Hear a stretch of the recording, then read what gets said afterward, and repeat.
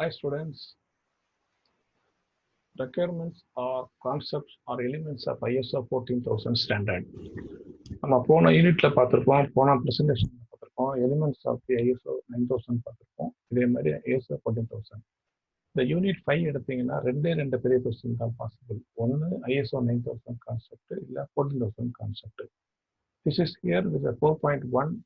முதலே மாதிரி 8 இருக்குது. ஃபர்ஸ்ட் 3 வந்து டெஃபினிஷன், ஸ்கோப்பு, ரெஃபரன்ஸ். இது 4.1 general requirements how the management is supposed to do the scope. 4.2 organization policy should be relevant to the nature. Policy to ensure the management commitment towards the preventive pollution. The company oda commitment வந்து என்ன பாதிக்கிற எந்த அளவுக்கு பாதிக்காதுங்கிறது commitment. Then policy includes the commitment to comply with the relevant legislation, rules and regulations of the organization, company, country order. So provide the framework for setting and reviewing environmental objectives and targets. It must be properly documented, implemented and maintained. It's available to the public. The company enna pandranga, enna output varudhu theriyum.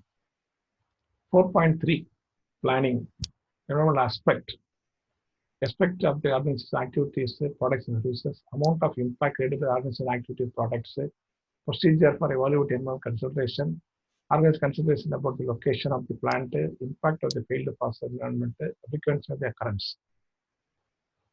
4.3.2 legal and other requirements. But government is clear, but we are not following. But we got to do the things, the questions will be asked. Assess and identify the legal and other requirements. Keep track of legal and other requirements. Keep track of challenges, legal and other requirements. Communicate relevant information about the legal and other requirements of the environment. எல்லா கம்பெனிலையும் பார்த்தீங்கன்னா அந்த establishment certificate, fire certificate, food industry certificate நிறைய கேட்பாங்க legal. We are not meeting the follow for very well. Objectives and targets 4.3.2 according to ISO 14001. Objectives வந்து பார்த்தீங்கன்னா the company should have the objective reduction of waste, depletion of the resources, reduce or eliminate release of pollutants at any form. ஒன்றுமே reduce பண்ணாலும் eliminate பண்ணணும் கம்ப்ளீட்டாக. Design the product to minimize the environmental impact in production, use and disposal. As far as possible, minimize it. That is, for car pollution should be minimum, micro pollution should be minimum. எதுனாலும் சரி, it's a product should reduce your design the product to reduce the impact. Control the environment impact of sources of raw material. Raw material correctா பண்ணனாக்கா it may lead to reduction. Minimize any significant adverse environmental impact of the new development. By doing new development, it may leads to adverse impact வரும். Some example where பிரச்சனை வரும்.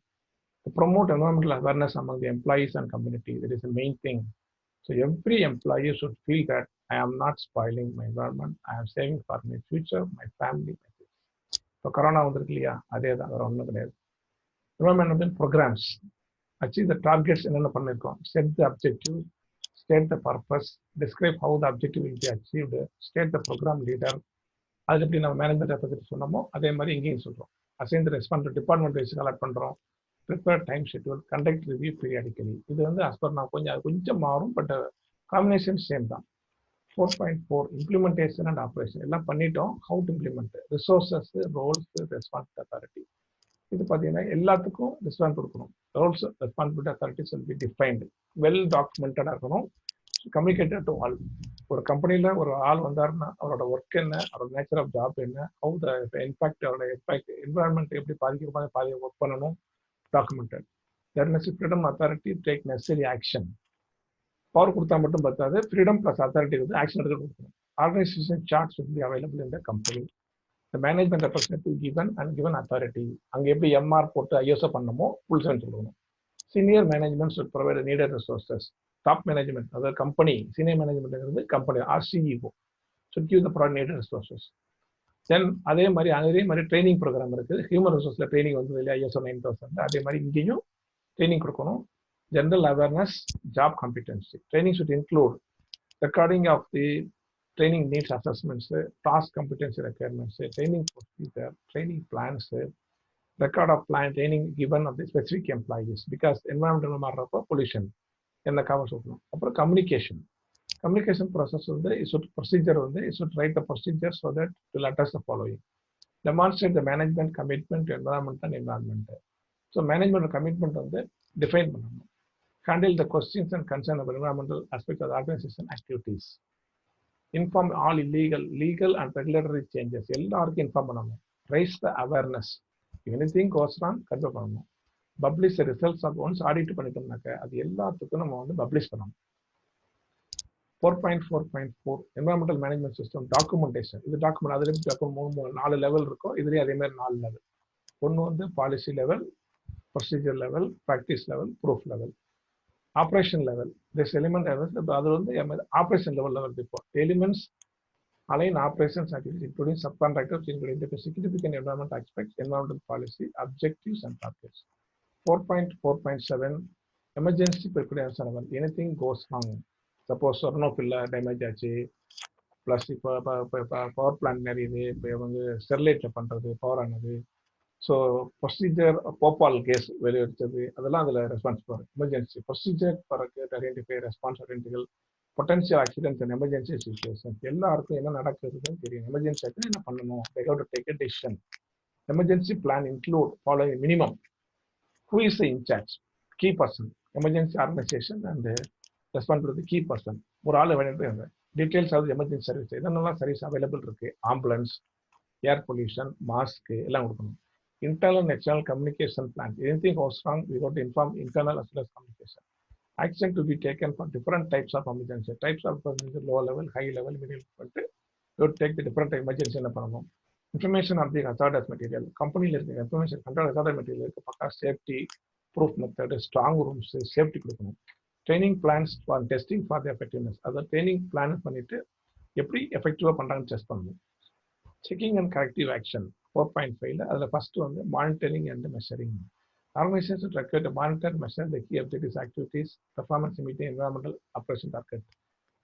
நம்ம பண்ணக்கூடிய அப்ஜெக்டிவும் அவங்களோட அவுட்புட்டும் match ஆகுதா, whether it is matching or not, wait we have to see. 4.5.2 non-conformance and corrective and preventive action procedures are required to define responsibility authority for handling and investing non-conformance, taking action to mitigate any impacts, initiate corrective action, preventive action, evaluating the need of action to prevent the non-conformity. என்னென்ன non-conformity என்னன்னு பார்த்தோம். ஸ்டாண்டர்ட்ல இருந்து ப்ரொசீஜர்ல இருந்து மாறுச்சுன்னா அது வந்து correct பண்றதுக்கு வழி இருக்கா அப்படிங்கிறது we go to do the corrective and preventive action. Records, procedures வந்து empty paper, records வந்து documentation. Procedure is required to identification, maintenance and disposition of environmental records. Records shall be legible, identifiable, traceable. Normally ஒரு 5 years records we have to maintain. Then EMS audit. அங்கே எப்படி audit பண்ணணும், இங்கேயும் கண்டிப்பாக audit பண்ணணும். Audit confirms the plans properly implemented or not. Internal self exam possible.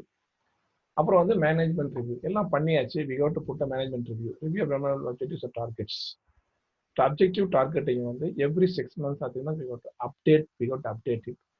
Environmental performance against legal and other requirements. நம்மளோட performance வந்து environmental performance, whether it is meeting the legal other requirements. Then evaluation of the effectiveness of the elements, 8 elements, how would you say, how far the element is working. Evaluation of the continuous suitability of the policy in light of the changing legislation. Whenever the company rules and policies, country policy changes, we have to do sustainability policy. Then the 2 more questions like the conceptual approach to ISO 14000 differ from ISO 9001. ISO 9001 எடுத்தீங்கன்னா performance of the product and services, this is the product standard. ISO 14000 வந்து நம்மளோட process rather than end goal. So this is a process standard. இதுதான் 2 mark உங்களுக்கு. Then என்னென்னலாம் benefit of EMS, they'll ask for 2 more questions. So global benefit பார்த்தீங்கன்னா facilitate trade and remove trade barriers, improve the environmental performance of the planet Earth, build a consciousness so that the need for environmental management and the common terminology for EMS. Organisation பார்த்தீங்கன்னா வந்து உலகத்தில் through out world. Organisation பார்த்தீங்கன்னா customers commitment, environmental management, meeting customer requirement, maintaining good community relations, obtaining insurance at reasonable cost, increasing market share, improving defense portion in litigation, improve the industry government relations. So இதோட இந்த unit 5 cover ஆகுது. We'll see next video. Thank you.